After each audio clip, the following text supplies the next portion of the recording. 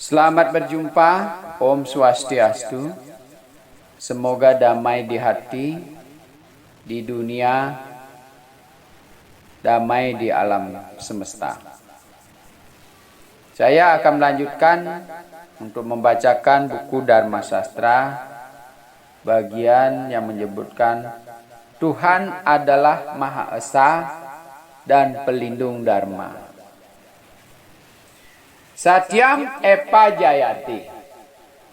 Hanya kebenaran atau kebajikan yang selalu unggul.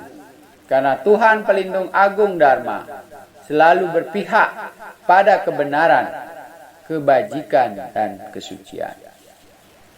Hanya dengan melaksanakan ajaran kerohanian, kebenaran, amal saleh, dan kesucian, Tuhan yang Maha Esa, yang Maha Besar di dalam segala-galanya, dapat dialami langsung. Orang-orang suci, para mahayogi, nabi-nabi dan maharsi dapat berhadap-hadapan, face to face dengan Tuhan melalui pengalaman gaib yang disebut Iswara Satsattkara, dan tidak dengan jalan penyelidikan ilmiah, ilmu pengetahuan, sains, teknologi, dan sebagainya. Walaupun ilmu pengetahuan dan teknologi itu sangat mengagumkan di dalam zaman modern masa kini, penyelidikan ilmiah, ilmu pengetahuan, sains, dan teknologi yang amat mengagumkan itu hanya dapat menemukan dan mengolah benda-benda dan makhluk ciptaan Tuhan, namun tidak menemui penciptanya yang maha kuasa dan maha gaib itu. Dengan penyelidikan ilmiah, ilmu pengetahuan, teknologi, dan sebagainya, para ahli dan ilmuwan saintis hanya dapat meyakini adalah kekuasaan yang maha arif dan bijaksana dan sangat mengagumkan, yang mengatur alam semesta dengan segala isinya, yang diberi gelar Tuhan yang Maha Esa dan Maha Kuasa, dengan cara menarik kesimpulan dari adanya gejala-gejala ilmiah yang sistematik, harmoni, dan sangat ajaib yang disebut di dalamnya filsafat kerohanian Hindu Anumana. Atas hasil penyelidikannya, para ahli dan ilmuwan menemukan bahwa dua hulu halus yang terdapat pada kepala nyamuk adalah antena, sehingga nyamuk itu dapat mendengar suara betina atau jantannya yang berkilo-kilometer jauhnya. Maka nyamuk itu memiliki radio di dalam tubuhnya yang dapat menerima getaran suara. Demikian juga kelelawar dan kejauhan telah mengetahui bahwa ada benda penghalang di hadapannya di malam hari yang gelap gulita, sehingga kelelawar itu tiada tersandung benda itu dan tidak membahayakan tubuh dan nyawanya. Kelelawar itu memiliki radar di dalam tubuhnya yang ditiru oleh para ilmuwan menjadi alat navigasi baik di laut, di udara, dan sebagainya. Di pegunungan Himalaya terdapat semacam pohon yang daunnya sangat berbisa. Andai kata daun pohon itu tersentuh kulit binatang atau manusia, binatang atau manusia itu bisa pingsan karena gatal bisanya. Namun di mana tubuh pohon yang amat berbisa itu, di menyebelahnya pasti tumbuh pohon penawar atau pohon obatnya yang rupanya hampir sama dengan pohon itu.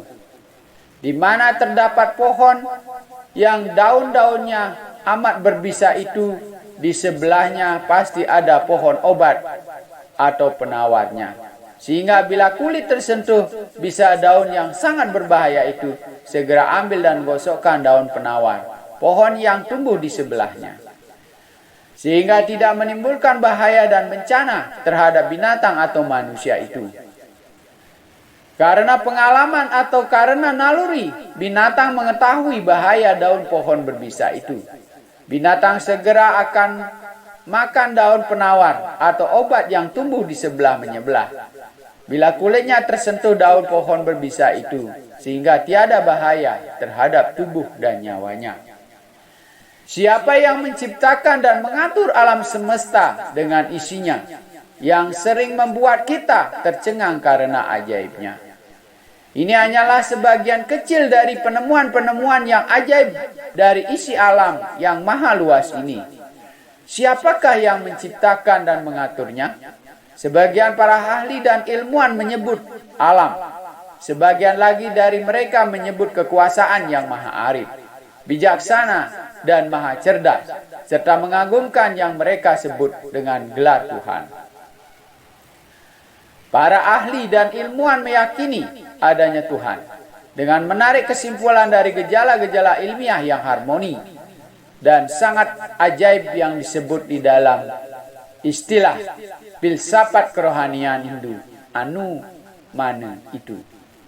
Namun para ahli dan ilmuwan tidak dapat secara langsung menemui atau mengalami Tuhan face to face melalui pengalaman-pengalaman gaib dan mujizat yang di dalam filsafat kerohanian Hindu disebut pratyaksa atau Iswara Satsattkara, seperti yang dialami oleh para mahayogi, nabi-nabi, maharesi-maharesi yang berrohani suci karena melaksanakan sila, kebajikan, atau kesusilaan.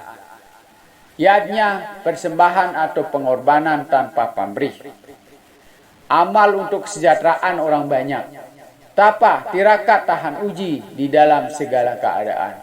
Warata, menghindari kehidupan duniawi yang berlebihan, hidup sederhana, suka berpuasa.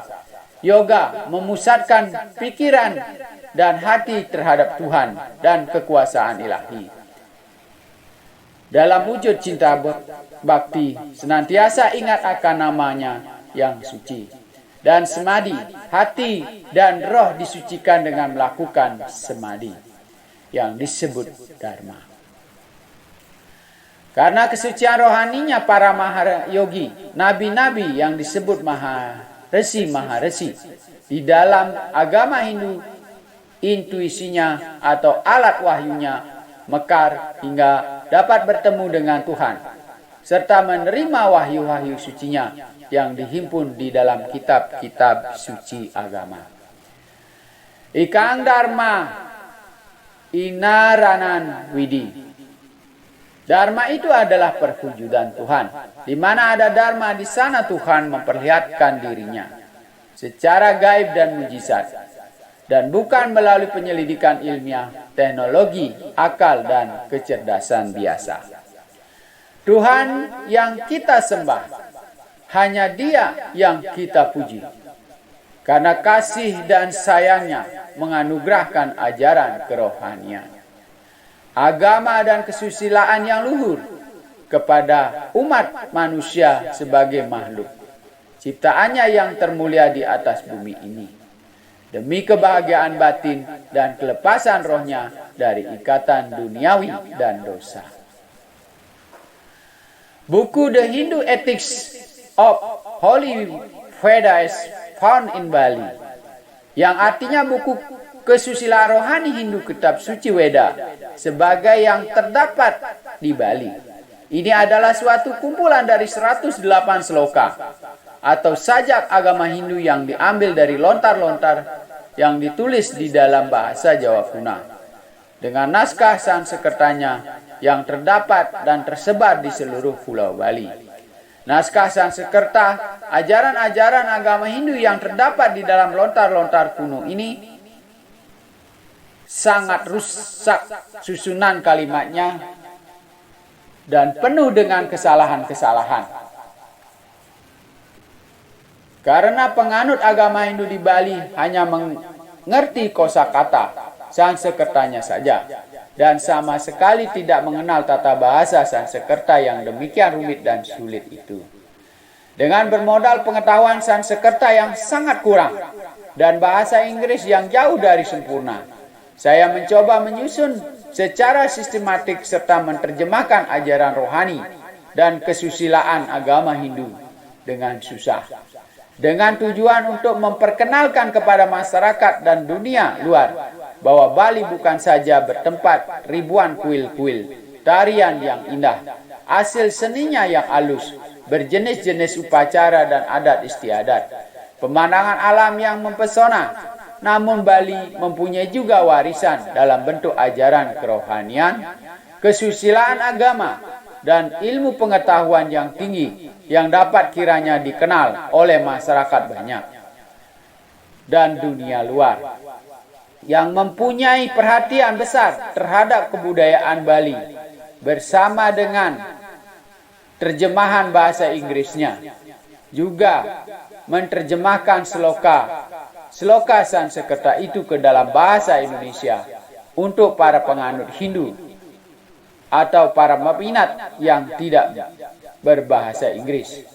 Dengan rendah hati saya mohon maaf kepada para pembaca dengan kekurangan-kekurangan terjemahan saya ini, dan juga saya tidak lupa mengucapkan terima kasih tiada terhingga kepada kawan-kawan semua yang menolong saya memberi sumbangan-sumbangan pikiran yang sangat bermanfaat di dalam terjemahan saya ini hingga dapat diterbitkan buku ini.